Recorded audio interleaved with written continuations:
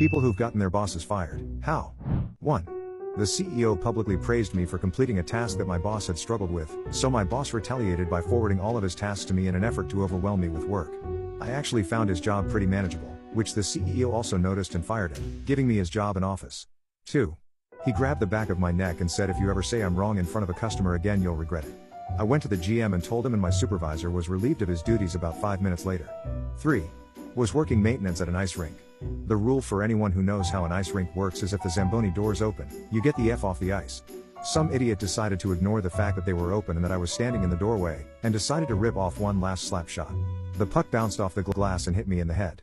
I was okay, but reported it to my boss, because we have to fill out an incident report for things like that. The boss asked, "Are you okay?" I said, "I feel okay." Then he responded with, "Well, we don't really have to report it then, do we?" I reminded him of the protocol, but it was clear he didn't want to do it. Since he wouldn't do it, I sent a descriptive email of the incident up to the administration, because I felt there should be some sort of documentation/paper trail in case, God forbid, I ended up having a brain hemorrhage or something a few days later. The boss was fired by my next shift. 4. I took a cell phone video of her taking money from the safe and putting it in her wallet. I knew she was doing it, and I also knew that the moment it came out that money was missing, she'd blame it on me. She was so stupid that she didn't realize she should stop doing that while I was standing 10 feet away with my phone out and facing her. 5. Phoned him to tell him I won't be at work for the rest of the week as my mom is terminally ill in the hospital.